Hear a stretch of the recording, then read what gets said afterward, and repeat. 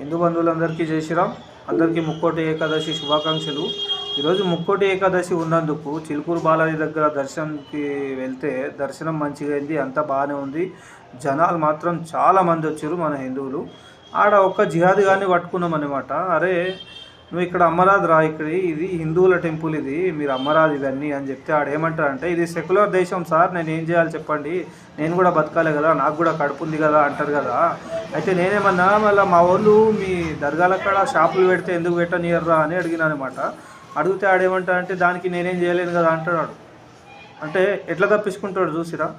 అదే మన వాళ్ళేమో మన గుళ్ళ దగ్గర ఈ జిహాదీ నా కొడుకులకు సమోసాలు అమ్మనికి అది అమ్మనికి ఇస్తారు. మళ్ళీ వాళ్ళ దర్గాల దగ్గర మన వాళ్ళు ఒక దారం కాదు కదా, అసలు ఏం అమ్ముకోలేరు, ఒక షాప్ కూడా వేసుకోలేరు, ఒక బొమ్మలు కూడా అమ్ముకోలేరు. ఒక్కసారి హిందువులకు జర మంచిగా ఆలోచించండి, మైండ్ పెట్టి. దాని తర్వాత మీకే అర్థమవుతుంది కథ ఏందనేది.